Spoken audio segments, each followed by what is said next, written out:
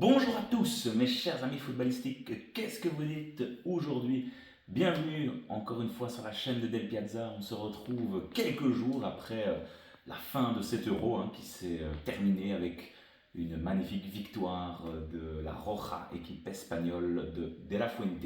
Alors aujourd'hui je voulais, voilà, après quelques jours de repos, quelques jours où on a laissé méditer un petit peu tout ça, on a digéré tous ces matchs, faire un petit peu mon équipe type de, de la compétition, donc de reprendre selon moi les joueurs qui ont été le plus intéressant, le plus pertinent tout au long de la compétition, de cet Euro 2024. Alors il va sans dire que c'est mon avis personnel, c'est un avis subjectif.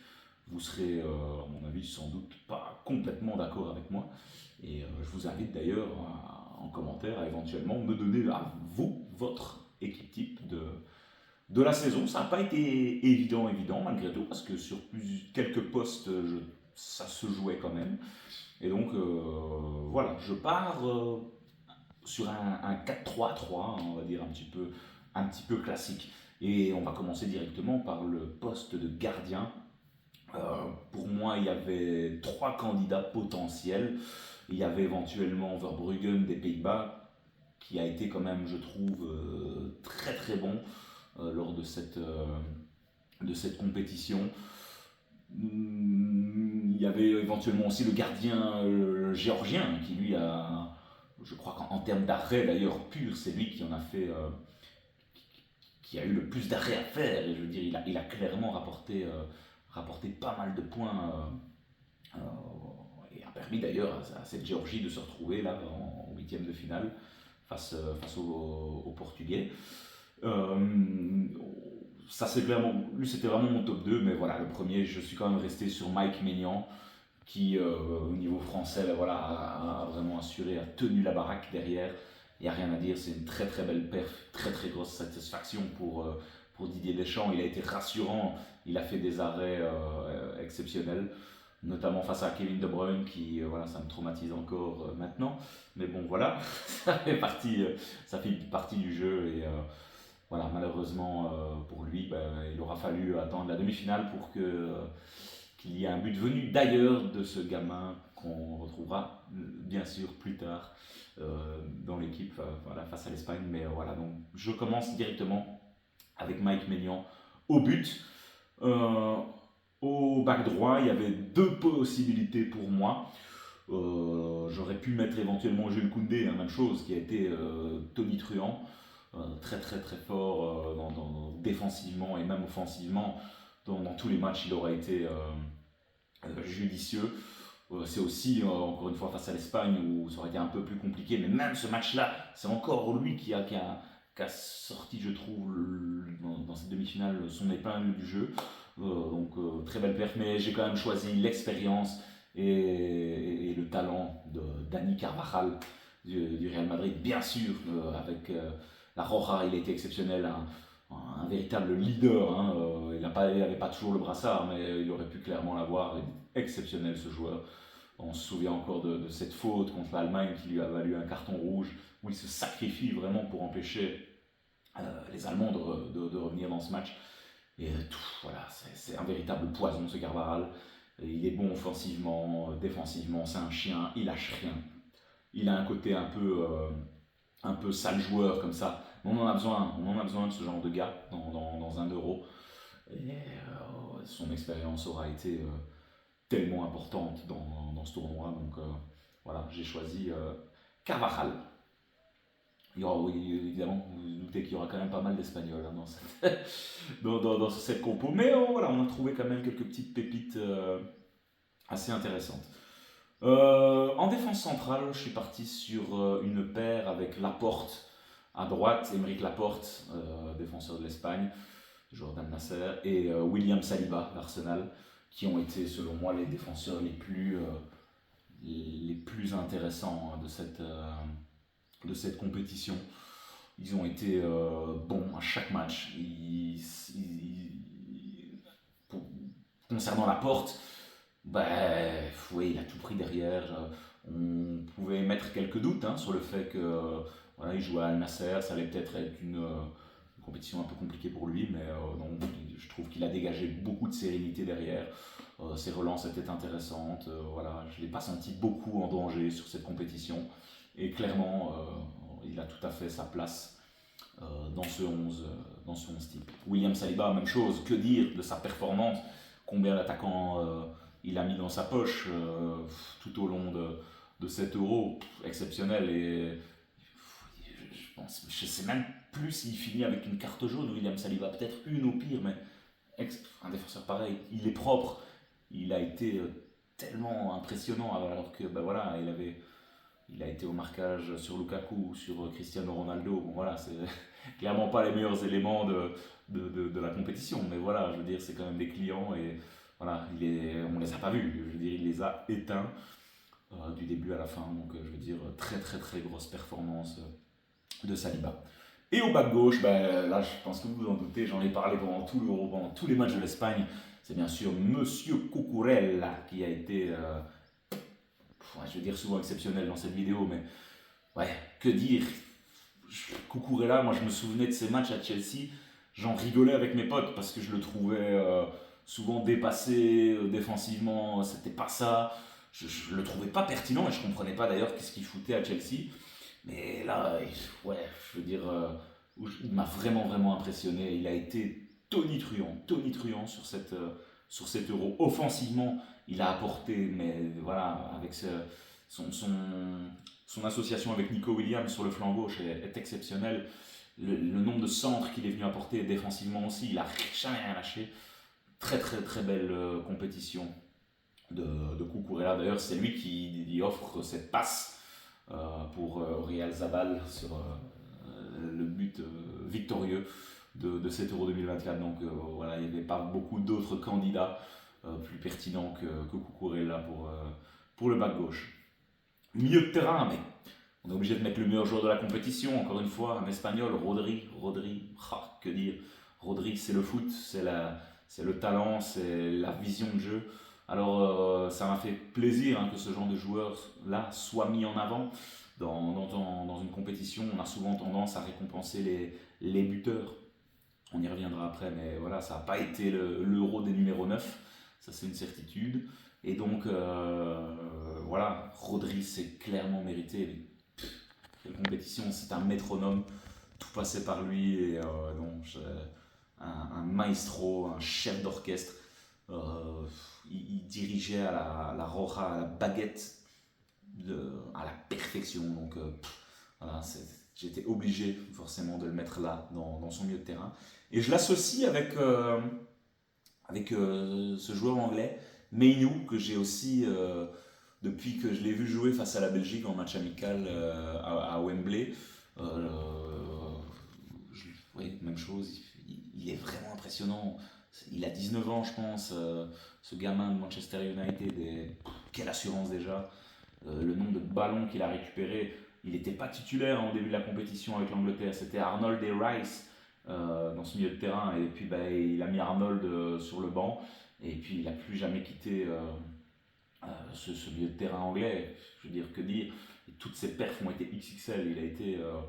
Il a été splendide, je trouve, que ce soit même dans l'avancée du ballon. Il a toujours un jeu porté vers l'avant. Ça vous récupère je sais pas combien de ballons par match. Et voilà, toujours venir donner cette petite passe vers l'avant. Non, des joueurs comme ça, je pense que au niveau du milieu de terrain, l'Angleterre va être tranquille pendant un petit temps. En milieu offensif, j'ai décidé de mettre malgré tout Jude Bellingham. Alors bon, voilà, là il y a peut-être un petit peu débat. Certains diront que il n'a pas fait le meilleur Euro, mais je trouve quand même qu'il a mis des buts importants. On se souvient d'ailleurs de se retourner à la dernière minute face à la Slovaquie. Voilà, l'Angleterre était vraiment dans une mauvaise passe. Et puis il y a cette petite passe, cette talonnade qui remet à Palmer en finale face à l'Espagne. Mais voilà, auteur d'une saison exceptionnelle, mais il aura quand même pesé, je pense, sur les défenses adverses. Souvent marqué par deux joueurs. ça a été très impressionnant. Ça a été difficile pour lui de s'exprimer, mais voilà, on sent à quel point il embête vraiment les défenses adverses. C'est l'assurance, c'est la classe. Et donc Jude Bellingham, pour moi, a totalement sa place dans dans ce 11 type. Il y avait éventuellement d'autres candidats qui auraient pu se retrouver là. Mais voilà, je le trouve encore une fois tout à fait légitime. En ailier droit, j'ai décidé bien sûr de mettre le meilleur jeune de la compétition, Lamine Yamal. On en a parlé aussi. Il a été tonitruant encore une fois. Euh, pour ceux qui ne le connaissaient pas encore, bah, c'est maintenant chose faite. Ça fait maintenant 2 ans qu'on le suit un petit peu avec Faridinho du côté de Barcelone. On l'a vu se lancer là. Il y avait 15 ans ce gamin. Quelle assurance, quel calme déjà. À peine maintenant 17 ans il a eu il y a à peine une semaine. Mais quelle assurance, quelle expérience déjà. La fougue, la percussion, la frappe, un pied gauche sensationnel. Ouais, j'espère vraiment que ce petit-là ira loin. Bon voilà, certains le comparent déjà bien sûr à Lionel Messi, hein, mais voilà, il y a en tout cas de la magie dans les pieds de ce gamin-là. Et ouais, ça a été exceptionnel ce qu'il nous a sorti à 7 euros, et notamment bah, bien sûr ce but magistral face à la France ouais, qui est une véritable pépite. Et comment ne pas se régaler quand on voit un jeune gamin comme ça de 16 ans exploser dans un euro. C'est voilà, tout à fait légitime de le retrouver là dans cette équipe. À gauche, ben, son compère, je suis obligé, Nico Williams qui a été aussi, que dire de son euro, une fusée tellement percutant. Il a mis à mal tous les défenseurs qu'il a eu face à lui. On n'a jamais vu un Kyle Walker autant en difficulté. Donc, ouais, même chose. Et des buts qui auront été tellement importants. Ce but qui ouvre le score en finale, avec cette passe de Yamal, encore une fois, mais ouais, moi je les ai. La complémentarité de ces deux-là a été vraiment fantastique. Donc, bah, c'est tout à fait encore une fois légitime que lui soit là. Et alors en numéro 9, j'ai un petit peu cherché, je me suis creusé les méninges et j'ai décidé de mettre Romelu Lukaku qui a fait un euro. Non, pardon, je rigole. C'était la petite blague, bien sûr. Bon, voilà, j'aime beaucoup Romelu, mais pas cette fois-ci, on en est loin. Mais donc, oui, c'est tout ça pour dire que c'est pas la compétition des numéros 9. Je l'avais dit en début de vidéo. J'avais pensé peut-être mettre Harry Kane. Mais voilà, c'est 3 buts Harry Kane, mais bon, c'est malheureusement une finale un petit peu fantomatique.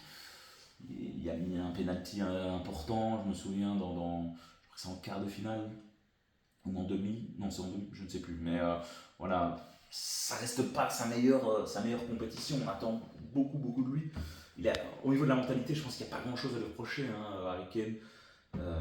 Mais donc voilà, j'ai décidé de mettre Xavi Simons, pour quand même mettre un joueur des Pays-Bas qui ont été vraiment pertinents.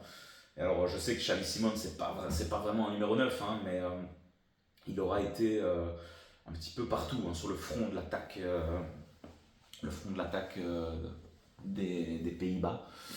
Et voilà, son but magnifique face à l'Angleterre. Mais voilà, ça fait plaisir, c'est aussi une de ses premières grosses compétitions et il aura répondu présent.